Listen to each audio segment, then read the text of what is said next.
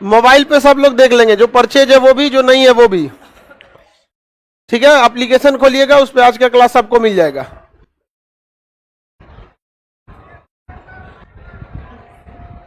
बाकी पीछे वाले लोग को जिनको दिक्कत हो रहा है, हॉल नंबर 3-4 में चल जाएंगे। किसी को दिक्कत हो रहा है? किसको दिक्कत हो रहा है? हाथ उठाओ,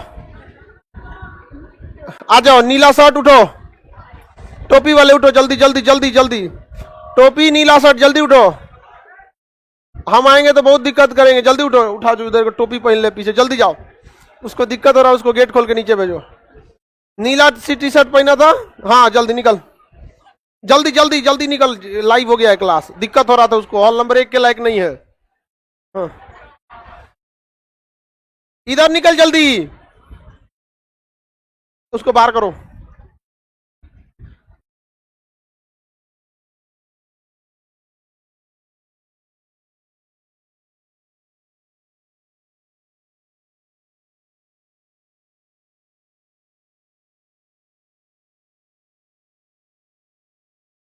जल्दी जाओ नीचे, सीढ़ी पे बैठ के पढ़ लो।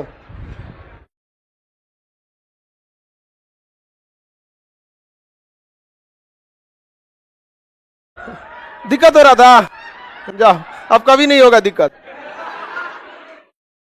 हाँ बस टोपी निकाल दिया था। नखरा हम किसी का नहीं बर्दाश्त कर सकते, याद रखियो।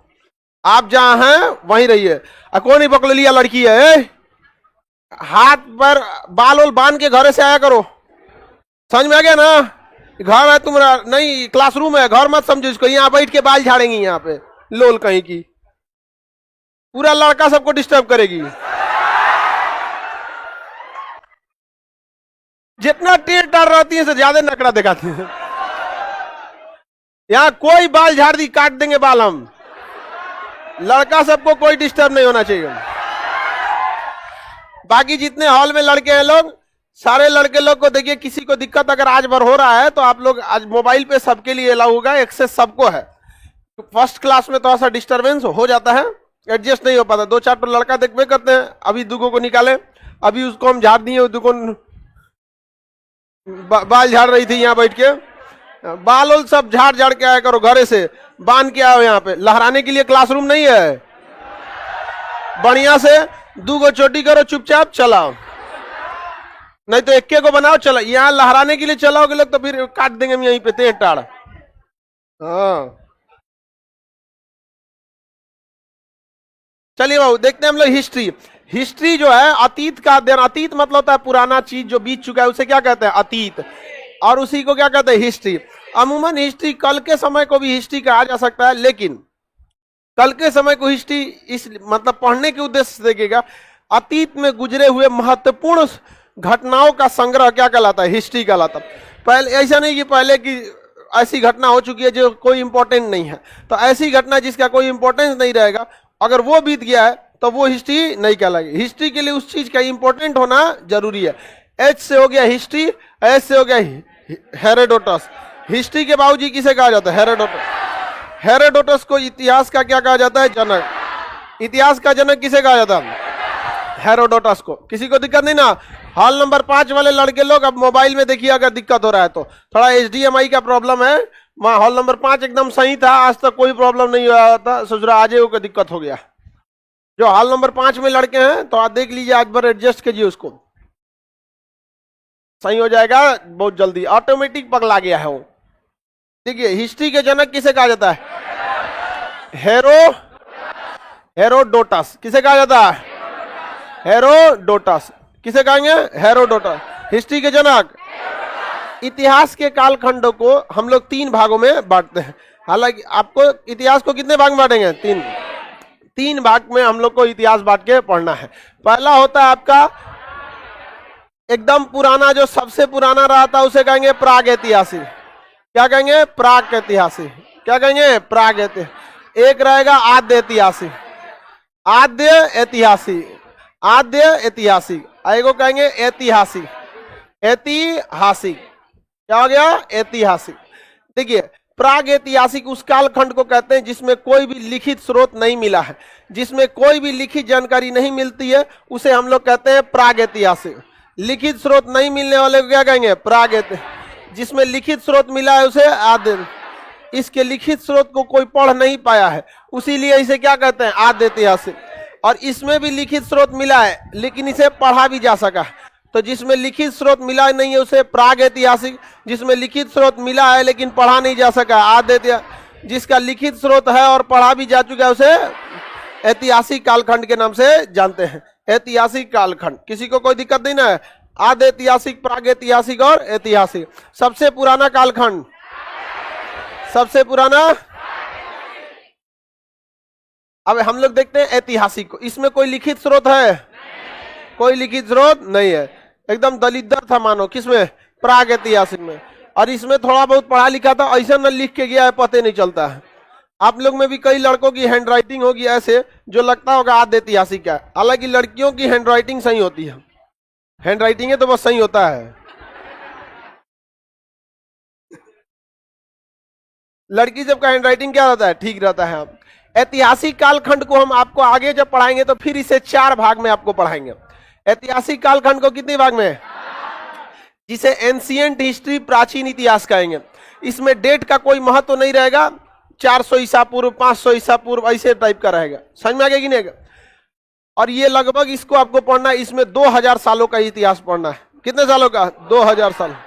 उसके बाद आएगा आपका मध्यकालीन इतिहास। कौन सा आएगा? मध्य, अंग्रेजी में मेडाइवल हिस्ट्री कहते हैं। इसमें आपको मुस्लिम शासकों के बारे में ज्यादा पढ़ना होगा। इसमें 2 शासक, एक राजपूत काल आता है इसमें और दूसरा दिल्ली सल्तनत और मुगल वंश। तो दिल्ली सल्तनत से मुगल वंश का ये 600 साल का काल है, वो किसमें पढ़ना है? मध्यकालीन। उसके बाद आधुनिक इतिहास, इसमें 200 सालों का आपको क्या करना है? पढ़ना है।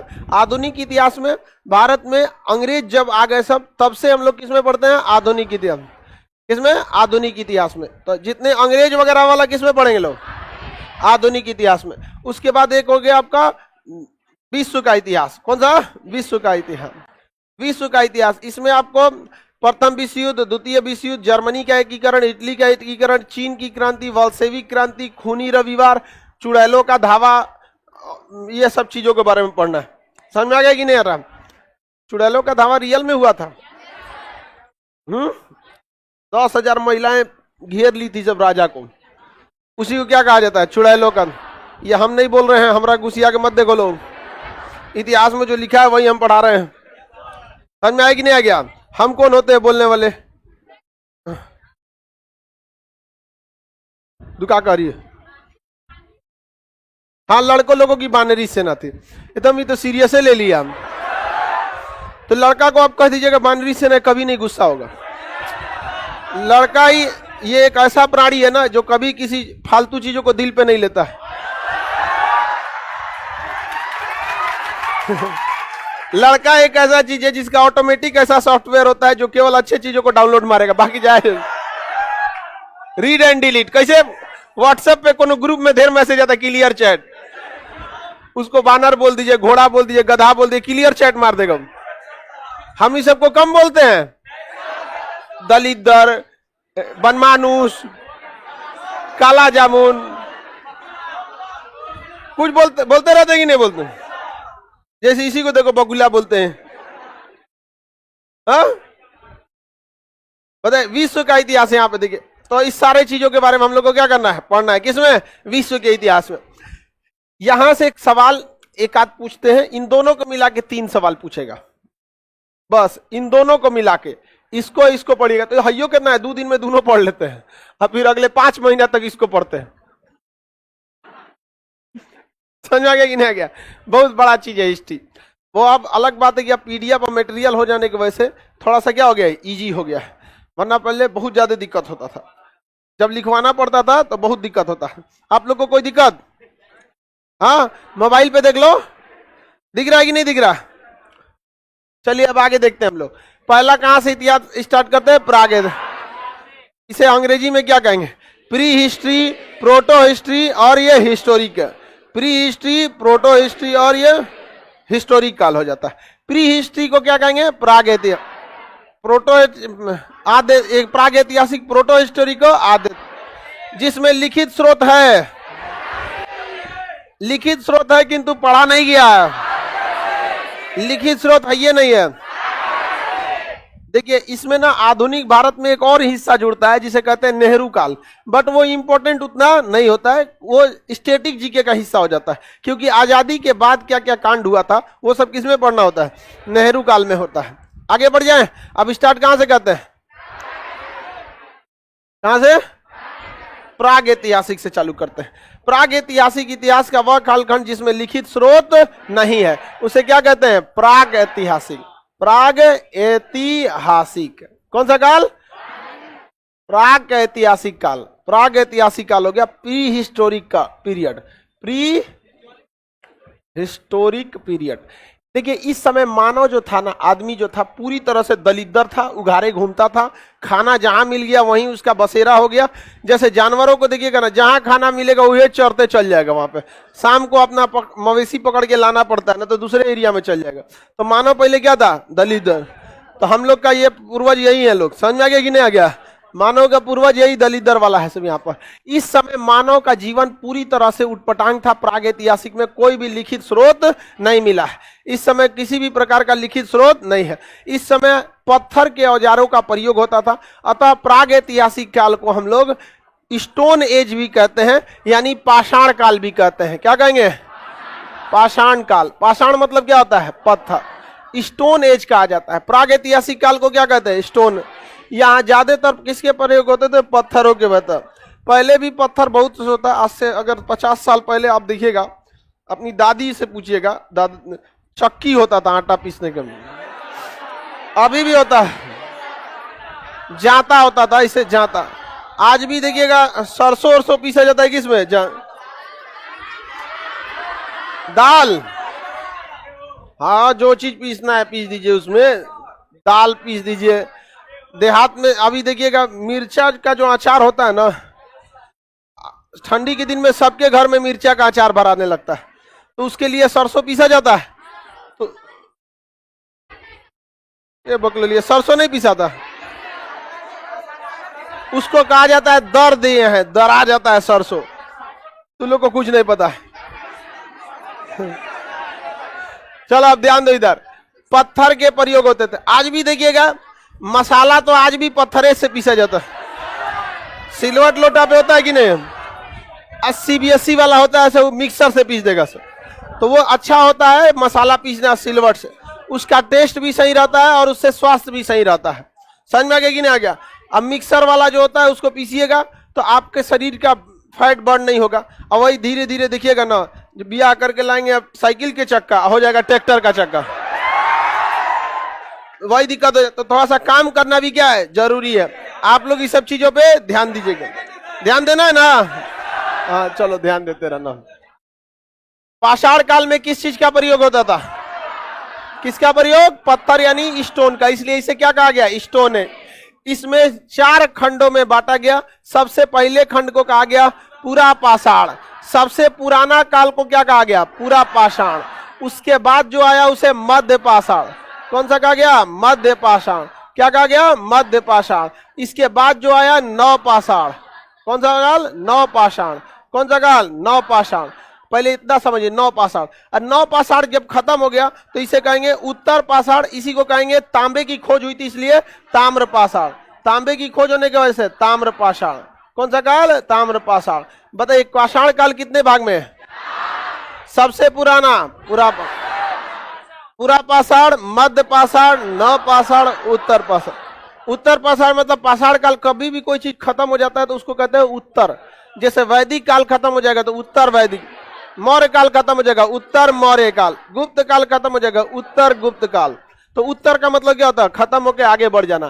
पूरा पाषाण काल जो था, बाबू ध्यान से समझिए, पूरा पाषाण सबसे पुराना काल था। सबसे पुराना काल कौन था, हाँ सबसे पुराना काल पूरा पाषाण काल। इस समय मानव जो था वो पूरी तरह खाना बदोश था। क्या था, खाना बदोश। क्या था, खाना बदोश। खाना बदोश को कहते हैं खाद्य संग्राहक। क्या कहेंगे, खाद्य संग्राहक। खाद्य संग्राहक का मतलब क्या होता है, इसके जीवन का मुख्य उद्देश्य था खाना खा के पेट भर लो, सेम जानवर की तरह। इस समय यह शिकार करता था, जिसे हिंदी में आखेट कहते हैं। शिकारी मानव था यहाँ पर, जिसे हम लोग आदि मानव कह सकते हैं। क्या कह सकते हैं, आदि मानव। क्या कह सकते हैं, आदि मानव। अभी आप में से भी कोई आदि मानव है सब, समझ में क्या?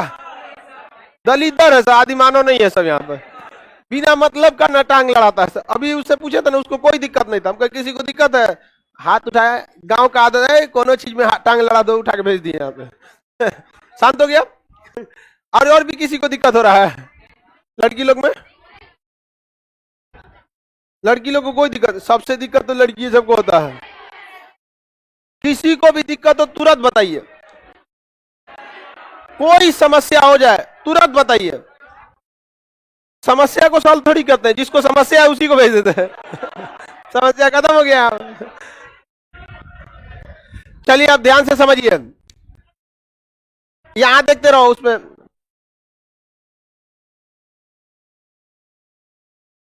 इसमें देखिए, सबसे पुराना काल, सबसे पुराना, लिखने वाला काम मत करो, हम पीडीएफ दे देंगे सब चीज का। मानव, आदि मानव किस काल में था? इस समय मानव ने जो था सबसे महत्वपूर्ण खोज आग की खोज कर दिया। क्या खोज दिया था? आग। पत्थर लड़ाकर क्या बना लिया? आग। पत्थर लड़ा के आग। आज भी देखिएगा पत्थर से आग बनते हैं। जो घर में जो लाइटर होता है ना, गैस जलाने वाला, उसमें दो पत्थर होते हैं, पिछवा से ढकेलते तो वो स्प्रिंग से आके स्पार्क मारता है, क्या निकल जाता है? चिंगारी। तो मानव का इस समय का सबसे पहला खोज। अब पूरे मानव ने सबसे पहले किस चीज का आविष्कार किया? आग। आग की खोज से काफी ज्यादा काम हो गया। आग बहुत जरूरी चीज है। इंजन में भी आग लगता है, हवाई जहाज के भी इंजन में, बिना आग का आज दुनिया में नहीं चल पाता। अग्नि इसलिए देखिएगा ना, शास्त्रों में अग्नि की पूजा की जाती है। क्या लिए? बहुत काम है, खाना बनता है, ज्यादा डिस्टर्ब करिएगा तो घरों जला देगा यहाँ पे। तो मानव ने सबसे पहला खोज क्या किया? आग। मध्य पाषाण काल सबसे छोटा था, इसमें मानव ने बहुत कुछ काम नहीं किया। इस काल में मानव के जो हथियार थे वह काफी छोटे हथियार हो गए थे। कैसे थे? छोटा हथियार। क्योंकि हथियार जो होता है बड़ा होता है, लेकिन धीरे धीरे उसे क्या कर दिया था? छोटा साइज का। तो इस समय हथियार कैसे हो गए? छोटे हथियार, छोटे। पत्थर के हथियार कैसे हो गए? छोटे। अब पहले बड़े बड़े हथियार होते थे। पहले का राइफल देखिए ना, बड़का होता था, इतना बड़ा, और कोनो काम का नहीं रहता था, और लकड़िया वाला राइफल हुआ। आजकल देखिए छोटा सा आ गया है, स्टेन गन मारिए, धो दीजिए सबको यहाँ पर। तो हथियार कैसे हो गए? छोटे। इस समय सबसे महत्वपूर्ण उद्देश्य जो खोज था वो अंत्योष्टि कार्यक्रम। क्या था? अंत्योष्टि। कौन सा कार्यक्रम? अंत्योष्टि। अंत्योष्टि कार्यक्रम का मतलब होता है अंतिम संस्कार। क्या होता है? अंतिम संस्कार। अब हर इंसान अपना अंतिम संस्कार अलग अलग टाइप का करता है। कोई जला के करता है, तो कोई दफना के करता है। समझ में आ गया कि नहीं? कोई जानवरों को खिला देता है। सबका अलग अलग रिचुअल्स होते हैं, उस तरह से हाँ खिला दिया जाता है चाइना वगैरह में। आगे बढ़ जाएं। हिंदू धर्म के हिसाब से 16 संस्कार होते हैं। कितने संस्कार? 16 संस्कार होते हैं, जिसमें सबसे अंतिम संस्कार का नाम है दाह संस्कार। लाश हो गया, उसको क्या कर दिया जाता है? जला दिया जाता है। इसलिए आप ज्यादा उडंडई करिएगा तो लोग कहेंगे कोई संस्कार नहीं सीखा है क्या? तो बताइए, यहाँ पता ही नहीं होगा कि 16 को संस्कार है। कितने संस्कार होते हैं? 16 संस्कार होते हैं। आप समझ में गया? मुंडन भी एगो संस्कार है, विवाह भी एक संस्कार है, ऐसे करके टोटल कितना संस्कार हो? 16 तो संस्कार होते हैं। तो बताइए अंत्योष्टि कार्यक्रम किस काल में? अंत्योष्टि कार्यक्रम नव पाषाण काल में सबसे महत्वपूर्ण काम था खेती। मानव ने क्या चालू कर दिया? खेती। अब जब आप खेती करिएगा तो आपको अस्थाई आवास बनाना पड़ेगा। क्या करना पड़ेगा? अस्थाई आवास। तो बताइए खेती किस काल में? नव पाषाण। अस्थाई आवास नव पाषाण। जब भी आवास बनाइएगा तो कोई ना कोई जानवर पालने लगिएगा। अस्थाई आवास। तो सबसे पहले मानव ने कौन सा जानवर पाला? कुत्ता। कौन सा जानवर? कुत्ता। ये कम खाना खा के क्या हो जाता है? जी जाता है। चमचई भी क्या कर लेता है? ज्यादा कर लेता है। इसके समय पहिया की खोज हो गई। किसका खोज हुआ? पहिया। क्योंकि अनाज को ना जब लाद के लाना होता था तो पीठ पे लादने से अच्छा है कि पहिया बना लीजिए और उसको गाड़ी बना के क्या कर दीजिए? लेते आइए। तो पहिया की खोज किस काल में? नव पाषाण काल में। और अनाज को रखने के लिए मन का क्या बन गया? मन का। मन का मतलब घड़ा। मन का मतलब क्या होता है? घड़ा। तो मन का की खोज नव, मन का की खोज, पहिया की खोज, खेती, अंत्योष्टि कार्यक्रम।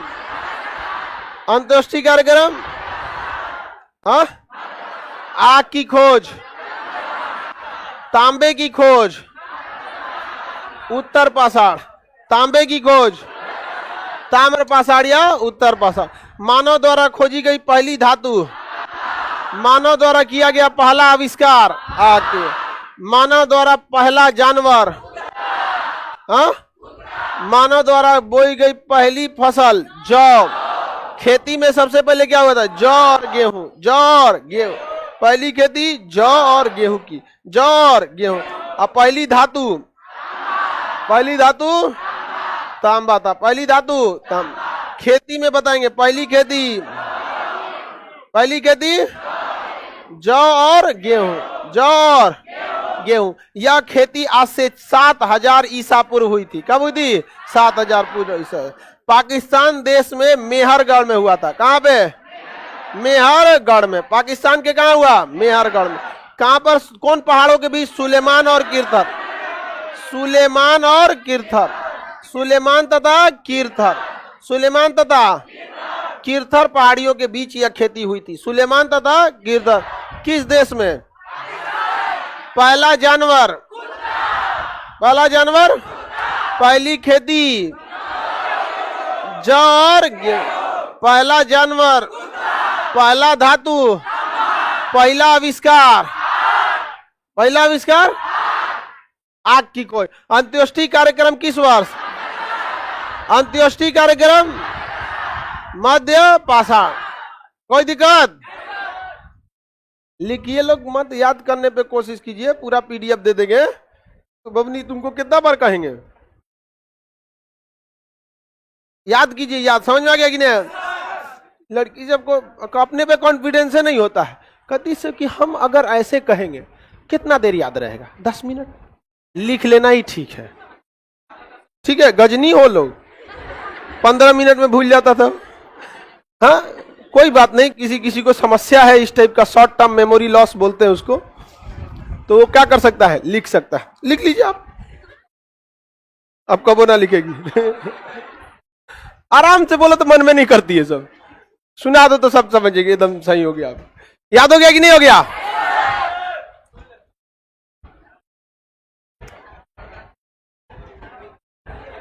सबसे अच्छा संस्कार कौन सा है? अंतिम संस्कार, दाह संस्कार, 16वां संस्कार। सब चीज से क्या हो जाता है? मुक्ति। यह चीज याद रखिएगा, जीवन में जिस हर दिन आपके लिए जीवन और मतलब उलझता जाएगा। प्रतिदिन ये जीवन क्या होगा? उलझे। अभी आपको लगता होगा कि जिसकी नौकरी है उसकी लाइफ सेटल है, प्रतिदिन ये जीवन क्या होगा? उलझता जाएगा। अभी आपकी जीवन सबसे टेंशन फ्री जिंदगी है अभी के वक्त में। आपको लगता है कि अभी नहीं है, लेकिन अभी आपका जीवन सबसे टेंशन। करना क्या है? खाओ पढ़ो सो जाओ। कोई जिम्मेदारी है? कोई आपसे कोई हिसाब किताब मांगता है? जिस दिन नौकरी पे आइएगा 10 तरह की जिम्मेदारियां आ जाएंगी, 50 तो एक्सपेक्टेशंस बढ़ जाएंगे। अभी क्या है? आपको कोई ना रेपुटेशन का मतलब, ना कुछ, कहीं बैठ जाओ, कहीं कुछ खा लो, कुछ भी कर दो, कोई, हाँ, बस एग्जाम का टेंशन। आगे बढ़ जाए। पाषाण काल कितने भाग में है? कितने? क्वेश्चन आएगा बता देंगे। मनका की खोज, 9 पाषाण। मनका, पहिया, पशुपालन, अस्थायी आवास, खेती, तांबा,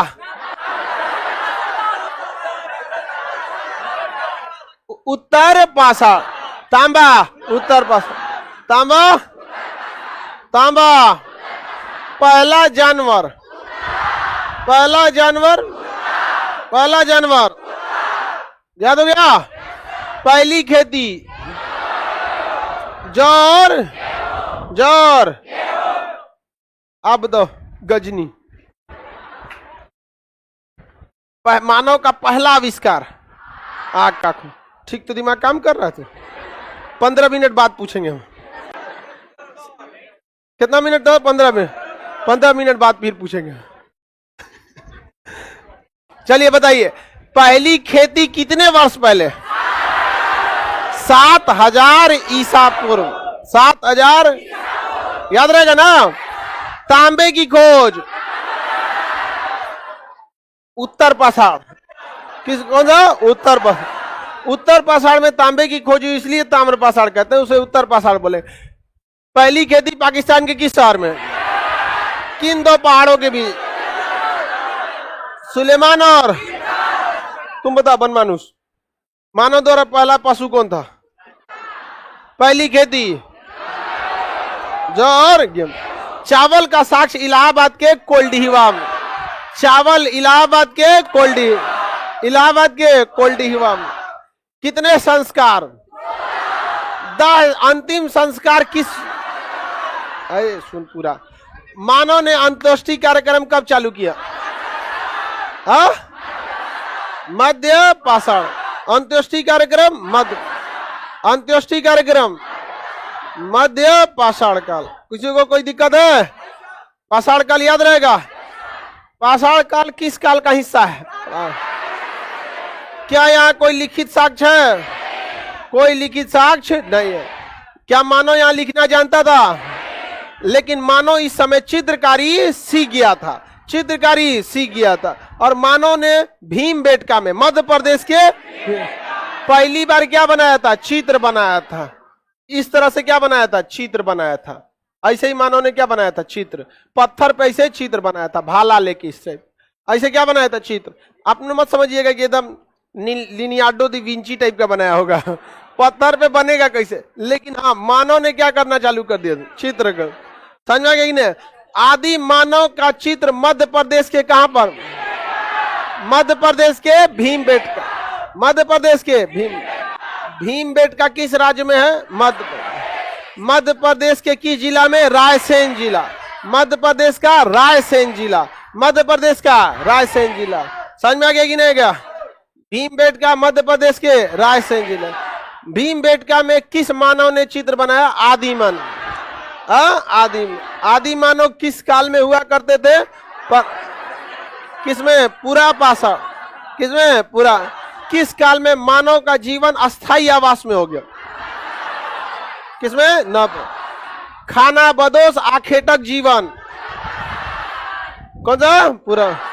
आदि मानव याद हो गया? ये तो हो गया। ये तो हम बोलबो किए थे कि तो 1 दिन 2 दिन में ही दोनों खत्म हो जाता है। आई 5 महीने, उसमें बहुते पढ़ना है आप लोग को, बहुत ज्यादा। अब कौन सा है? आदि। क्या इसमें लिखित स्रोत है? ऐसा से लिख के गया है कि पढ़ने नहीं जाता है। ऐसा न लिख के गया है जिसमें पढ़ने का कोई नहीं। डॉक्टर का तो पढ़ सकते हैं ना, डॉक्टर का कोडिंग होती है, पूरे भाषा नहीं लिखता है, शुरुआत का हर चीज का उसका टर्म्स होता है। समझ में आ गया कि नहीं आ गया? तो उसके कोड होते हैं, वो उसको चीजों को क्या करता है? समझ जाता है। समझ में आ गया कि नहीं आ गया? किसी को कोई दिक्कत? आगे बढ़े। प्राग ऐतिहासिक में कोई दिक्कत नहीं ना? आदि मानव की चित्रकला। भीमबेटका। खेती कितने वर्ष पहले? इलाहाबाद के कोल्डिहिवा में कौन सा जगह? सुलेमान एवं किरथर पहाड़ियों के बीच जौ और किस शहर में? मेहरगढ़। किस देश में? पाकिस्तान देश में क्या हुआ था? चावल और गेहूं की जौ और गेहूं की खोज। जौ। अब कौन सा आता है? आद्यतिहासिक। इससे पहले क्या था? प्राग। इस समय कई चीजों का आविष्कार हो गया जो आगे बढ़ने में मदद किया, जैसे तांबे की खोज, आग की खोज, पहिया की खोज, मनका की खोज, जानवर पालना, पशुपालन, खेती, ये सब चीजों का काम इसमें चालू हो गया था। चित्रकला, ये सब किसमें हो गया था? प्राग। यही वजह है कि इसने मदद किया किसे आगे बढ़ने में? आगे। जो ये पूरी तरह से देहाती सभ्यता थी, ग्रामीण सभ्यता, और ये कैसी हो गई? शहर। तो इस समय सबसे महत्वपूर्ण काल कौन था? पाषाण काल। कौन सा काल? पाषाण काल। और उसी तरह इस समय सबसे महत्वपूर्ण था सिंधु सभ्यता। कौन था? सिंधु सभ्यता।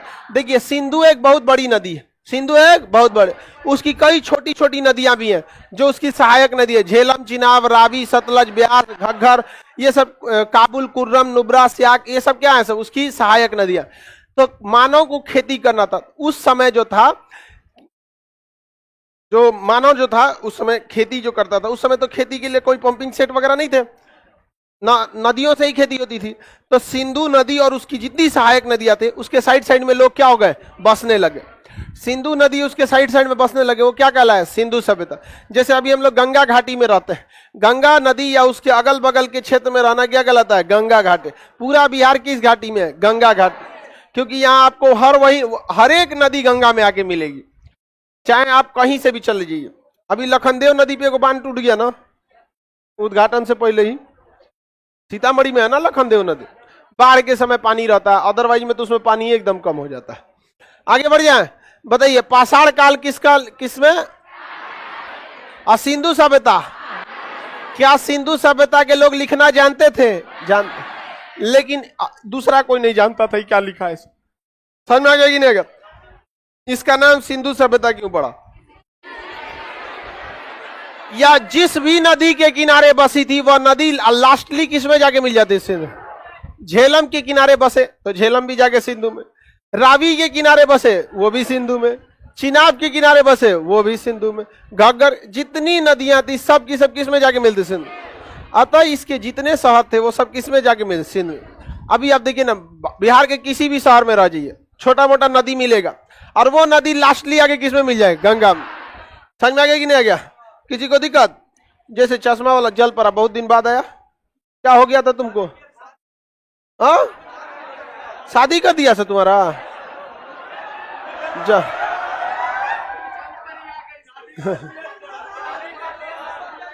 बताओ किस गांव, जिला कौन है तुम्हारा? छपरा जिला है। बताओ कौन नदी के किनारे? घाघरा, घग्घर बोलता हूँ, राजस्थान में है। तुम्हारा बिया हुआ, पगलाना चालू कर दिया।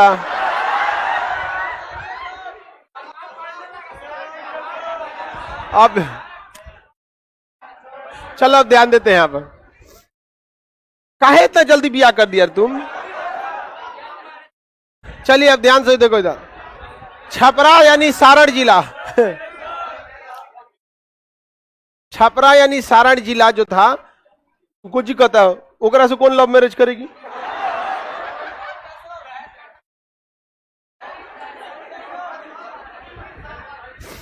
चलो अब ध्यान दो इसको, उसको भी तो देखो यहां देखो ध्यान से, छपरा जो है वो सारण जिला जो है वो घाघरा नदी के किनारे है, और घाघरा अल्टीमेट सोनपुर में आके गंगा से मिल जाती है। तो छपरा भी तो गंगा घाटी में ही रहती है ना, किसी भी नदी के किनारे रही है, अल्टीमेटली उसको कहां आके मिलना है? गंगा। तो उसी तरह सिंधु सभ्यता के समय जितने शहर थे वो अल्टीमेटली आके किस नदी, इसलिए इसका नाम क्या हो गया? सिंधु सभ्यता। सिंधु सभ्यता। सिंधु सभ्यता शहरी थी कि ग्रामीण? और पाषाण काल ग्रामीण। तो हमेशा एक शहरी होगा, एक ग्रामीण होगा, फिर एक शहरी होगा, एक ग्रामीण होगा। सिंधु सभ्यता के लोग क्या लिखना जानते थे? ऐसा न लिखा सब जिसका कोई पढ़ा नहीं जानता। सिंधु सभ्यता लगभग 13 लाख किलोमीटर स्क्वायर में फैली थी और इसमें 250 से 300 शहरों की खोज की जा चुकी है। इतने ज्यादा शहर मिल चुके हैं किसके? सिंधु सभ्यता के। और ये ज्यादातर शहर किस नदी तंत्र के किनारे? सिंधु सभ्यता के यहाँ से शहरों को मिलना चालू होगा, कोई इधर मिला, कोई इधर, ऐसे हरियाणा में, पंजाब में, राजस्थान में, गुजरात में, इस टाइप में बहुत सारे शहर मिले हैं सब यहाँ पे। समझ में आ गया कि नहीं आ गया? किसी को दिक्कत? तो सिंधु सभ्यता में बहुत सारे क्या मिले हैं? शहर मिले हैं। अब इस शहरों को अगर आप एक में मिलाइएगा, जो सबसे टॉप वाला शहर है जो इसको, और उस टाइप में यहाँ पे जो इस तरह है और इसके, तो सिंधु सभ्यता का आकार कैसा आ जाएगा? सिंधु सभ्यता आकार में त्रिभुजा का आकार में कैसी थी? कैसा? हाँ, त्रिभुजाकार था। टॉप को लेकर यहां से यहाँ पे पूरब में तो लगभग क्या था? त्रिभुजाकार।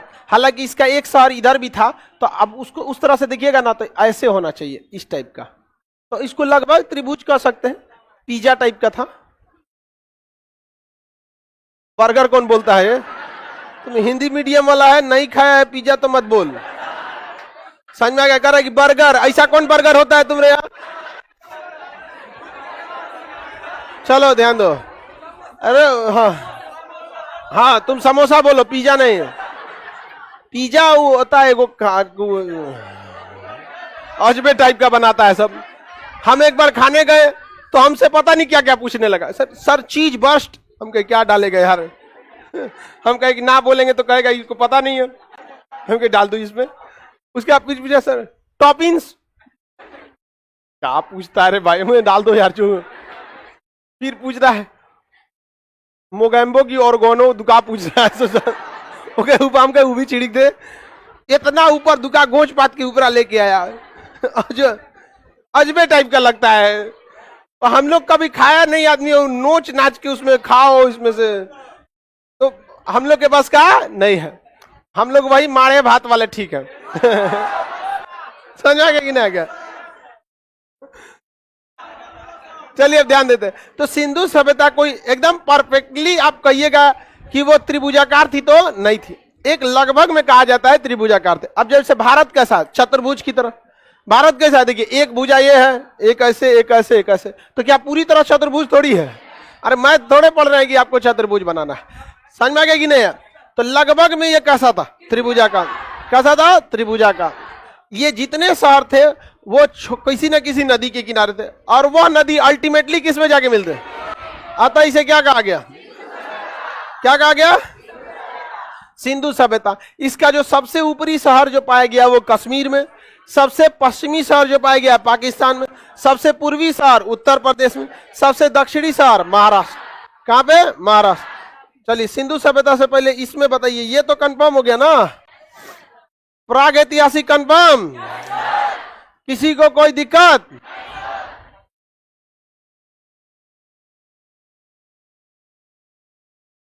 अब हम लोग इसमें दिक्कत तो बोलिए, हम सिंधु सभ्यता में बढ़ जाए। बताइए सिंधु सभ्यता किस नदी तंत्र का हिस्सा था? सिंधु सभ्यता का आकार, इसका टोटल क्षेत्रफल 13 lakh kilometre square, 13 lakh kilometre square. Bharat का क्षेत्रफल 32 लाख, यानी भारत 32 लाख, बस उतना मत, बस 32 लाख बोल दो बहुत हो गया उतना। भारत का और सिंधु सभ्यता का इतना बड़ा एरिया था। सिंधु सभ्यता की पहली खोदाई किसने किया था? दयाराम साहनी। दयाराम साहनी। सिंधु सभ्यता का नामकरण जॉन मार्शल। सिंधु सभ्यता का नामकरण जॉन मार्शल। सिंधु सभ्यता की खोदाई दयाराम साहनी। किसने किया था? दयाराम साहनी। सिंधु सभ्यता का इसका खोदाई कैसे हुआ? ये जमीन के नीचे धंस गया था।